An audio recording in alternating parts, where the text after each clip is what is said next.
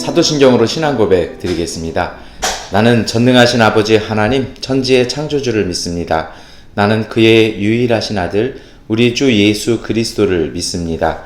그는 성령으로 잉태되어 동정녀 마리아에게서 나시고 본디오 빌라도에게 고난을 받아 십자가에 못 박혀 죽으시고 장사된 지 사흘 만에 죽은 자 가운데서 다시 살아나셨으며 하늘에 오르시어 전능하신 아버지 하나님 우편에 앉아 계시다가 거기로부터 살아있는 자와 죽은 자를 심판하러 오십니다.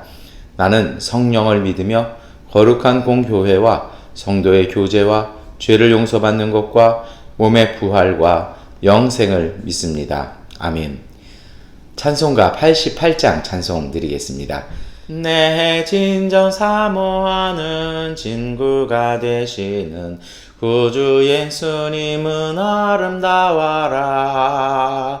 산 밑에 백합하여 빛나는 새벽별 주님 현할 길 아주 없도다.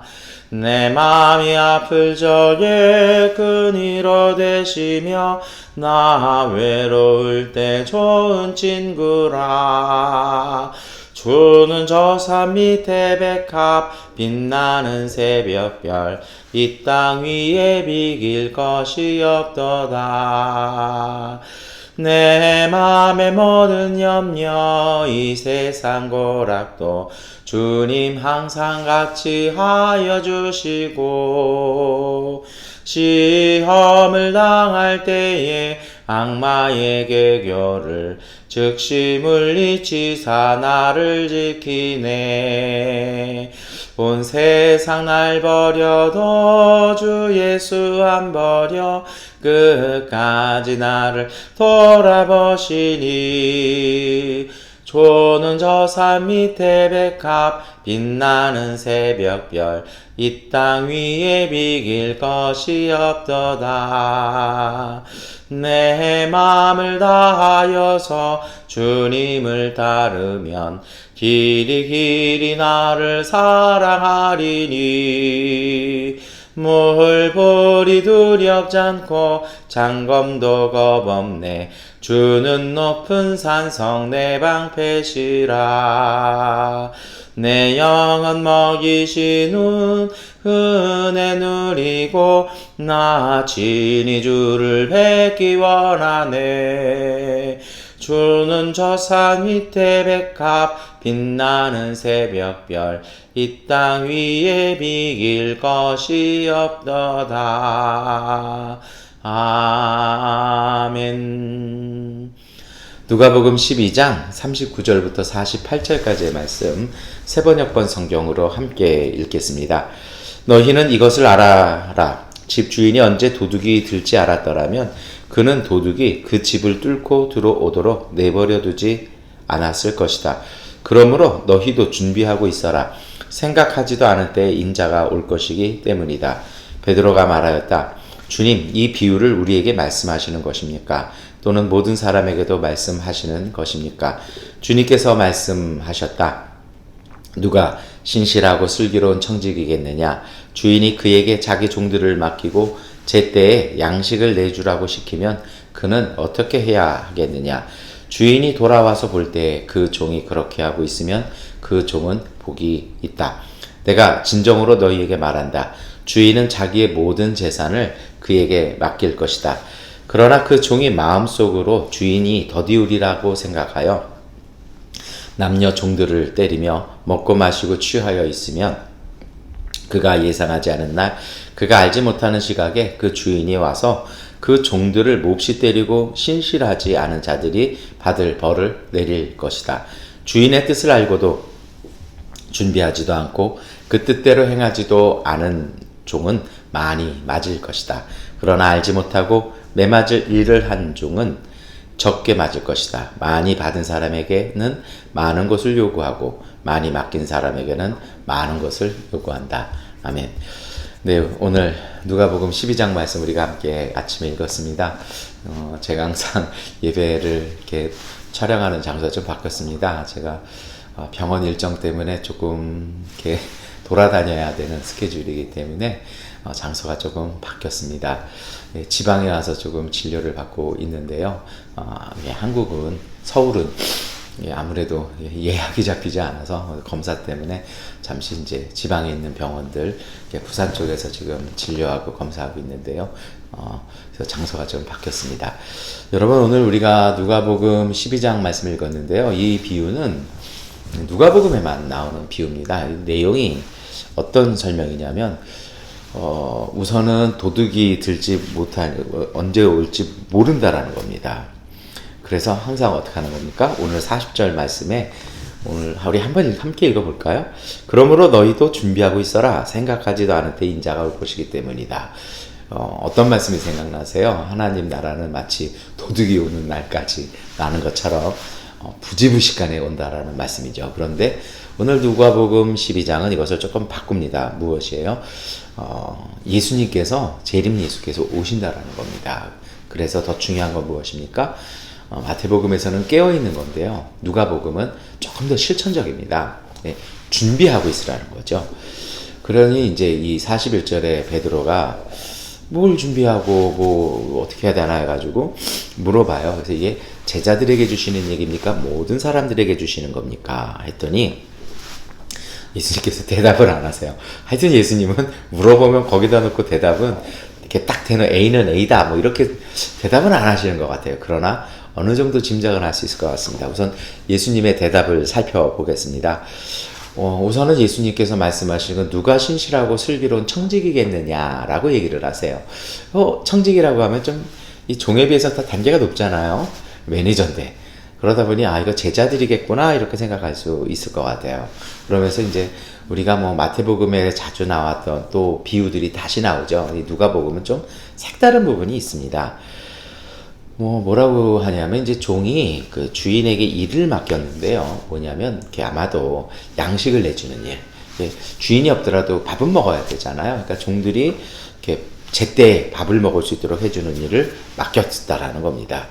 그런데 이제 봤더니 몇 종류의 그 청지기가 있다라는 거죠. 뭐냐면 정말 주인이 시킨 대로 해서 자기 집에서 일하는 사람들이 잘 먹도록 때에 맞춰서 공급하고 또 공급하기 위해서는 또 구매도 해야 되고 여러 가지 일들, 쉽지 않은 일이죠. 그 일들을 잘하고 있으면 44절에 보면 43절 44절이 이어지는데요. 그 종이 복이 있어서 더 많은 것들, 심지어 이제 양식만 이렇게 부식만 제공하는 권한이 아니라 모든 재산을 잘 이렇게 맡길 것이라는 거죠. 그래서 여러분, 양식을 내준다라는 건요, 대단한 권한이죠. 그래서 우리도 예전에 그 곡간 열쇠 누가 지고 있냐, 우리 한국말에 그런 표현 쓰잖아요. 그래서 그 어머니의 신임을 받는 그 첫 며느리가, 큰 며느리가 그거 하지 않습니까? 근데 며느리가 이렇게 결혼해서 오래됐는데도 시어머니가 곡간 열쇠를 내주지 않는다? 안 믿는 거잖아요. 그러니까 이건 굉장히 신뢰받는 일이라는 거죠. 그런데 이제 45절에 반대의 경우가 나옵니다. 어떤 것입니까? 마음속으로 주인이 천천히 올 거야, 오래 걸릴 거야. 그래서 그건 안 주고요. 자기가 권세가 있잖아요. 뭐 안 열어주면 못 먹으니까 다른 사람들 막 때리고 자기는 먹고 마시고 즐기고만 있다라는 거죠. 그런데 모든 일이 그래요. 이런 삶은요, 그 정해진 시간이 늦게 올 거라고 생각합니다만 의외로 시간이 빨리 갑니다. 그리고 주인이 46절에 보니 주인이 정말 알지 못하는 시각에 와서 그거를 본다라는 것입니다. 들이닥쳤으니 암행어사 출두하듯이 왔으니 방법이 없죠. 그래서 어떻게 될까요? 그 종은요, 신실하지 않아서 벌을 받게 될 것이라는 것입니다. 그래서 예수님께서는 이 말씀하시고서 뭐라고 얘기하십니까? 뜻을 알고도 준비하지 않고 뜻대로 행하지도 않은 종은 많이 맞을 것이다 하면서 어떤 벌, 그래서 두 가지 경우가 정말 성실한 종, 성실하지 않은 종, 그리고 그 사람에게 주어지는 전 재산을 맡긴다라는 것과 그 사람 많이 맞을 것이다라는 것을 같이 말씀하십니다. 여러분, 이 본문을 우리가 어떻게 이해를 할까요? 우리 한국교회에서는 전통적으로 이 말씀을 주님의 재림, 저도 이제 그런 말씀 마태복음에 견주어서 말씀을 드렸던 것 같아요. 근데 여러분, 단순히 그것을 예수님의 재림, 정말 하나님 나라가 오시는 것, 우리가 여기에만 맞춰 볼기에는 복음서는 제가 요새 자주 말씀드립니다만 굉장히 실천적입니다. 좀 아쉽죠. 그리고 이 본문을 듣는 사람들이 누굽니까? 이 말씀을 믿는 사람들은요, 물론 로마 귀족 데오빌로이드기도 하지만 그의 집에서 함께 일하는 모든 성도들, 특별히 누가복음은요, 가난한 이들의 복음서거든요. 가난한 이들에게 주어지는 말씀이었습니다. 그래서 신앙생활 잘하고 깨어있고 항상 기도하고 이 말씀도 있을 것 같아요. 그래서 주님의 재림을 준비해라. 그런데 그 말씀 너머의 이야기들이 있죠. 그것은 뭐냐면 오늘 본문이 말씀하시는 건요. 예수님도 뭐라고 말씀하세요? 서두에 아예 결론을 내고 시작하거든요. 준비해라라는 것입니다. 근데 그 준비가 뭘까요? 그것이 이제 그 두 가지의 예를 예수님께서 다 드시면서 하시는 건 뭐예요? 성실하라는 것입니다. 그 성실하는 것이 무엇입니까? 오늘 하나님이 그 주인이 내게 맡긴 일을 정말 열심히 하는 것이요. 그 본분을 지켜 행하는 것에 성실하는 것입니다.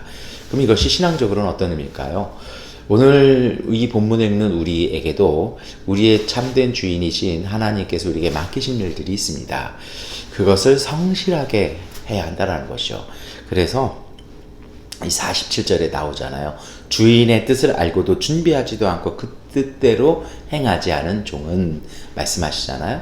그러니까 오늘 우리에게 주어진 삶에 하나님의 뜻이 무엇인지 우리에게 무엇을 맡기셨는지를 정확히 깨달아서 그것의 때를 얻든지 못 얻든지 그것을 잘 성실하게 행할 때 그것이 곧 복이 되는 것이고 그것이 나중에라도 예수님의 재림 때 우리가 하나님 앞에 심판대에 설 때에도 그것이 오늘 우리의 기준이 된다는 것입니다.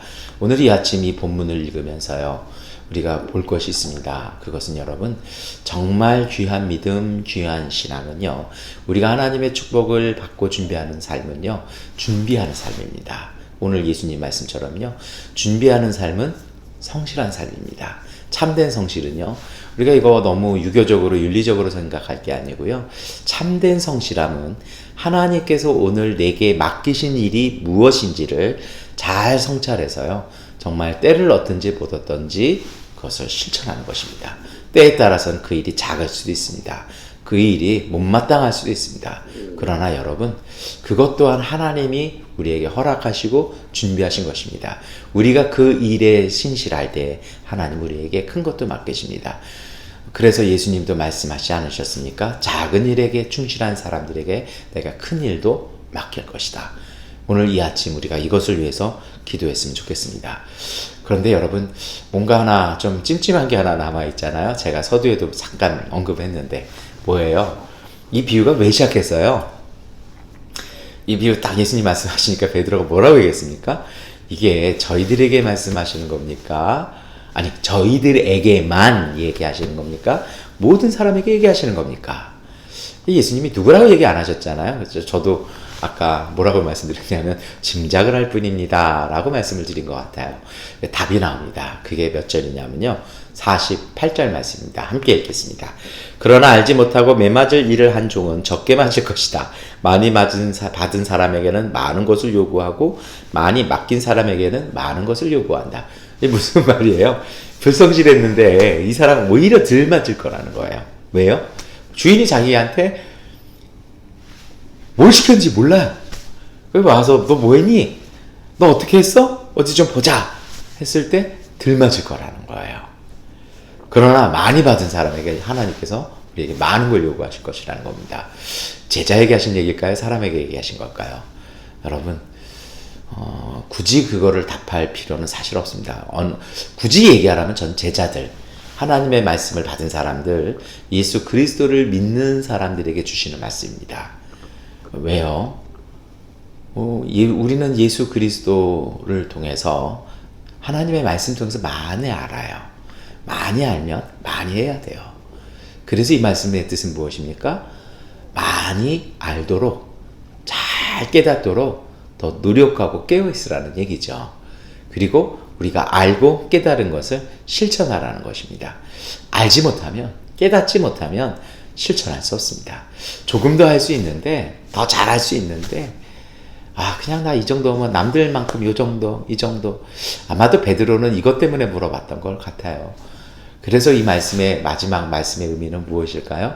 여러분, 우리가 오늘 우리에게 주어진 일을, 깨달은 일을 열심히 잘 성실하게 잘하는 것, 하나님의 뜻에 맞춰서 잘하는 것은 귀합니다. 지금까지 말씀드렸어요. 그런데 더 귀한 것이 있습니다. 그것이 뭘까요? 정말 하나님이 내게 주신 것이 무엇인지를 분명히 깨닫고 정말 시키신 것이 어떤 것인지를 깨닫고요. 그것에 합당하도록 분별해서 열심을 다하는 삶. 오늘 예수님은 제자들에게 이것을 요구하시는 것입니다. 그리스도의 제자된 오늘 우리가요.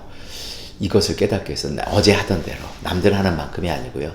내게 맡기신 만큼, 내게 원하시는 하나님의 뜻이 무엇인지를 성찰하고 깨달아 알 수 있도록 몸부림치며 우리가 기도해야 할 것입니다. 그리고 기도해서 깨달은 것을 주님의 말씀에 비추어서 오늘이라는 이 귀한 시간에 우리 성실합시다. 열심을 내줍시다. 그 기준이 내가 아니라 하나님의 기준에 맞춰서 우리가 노력하고 우리가 성실할 때 하나님께서는 성령을 통해 우리를 도우시고 우리에게 큰 은혜와 복 주십니다. 이 믿음으로 승리하는 하루 되시기를 축원합니다. 기도하겠습니다. 전능하신 아버지 하나님, 오늘 우리에게 하루를 주시니 감사합니다. 이 아침을 열어가며 우리가 첫 시간을 기도하오니 하나님, 오늘 우리에게 주신 모든 시간들, 모든 만남과 모든 일들을 감사함으로 주님의 뜻으로 온전히 섬기고 받을 수 있도록 은혜를 더하여 주시옵소서.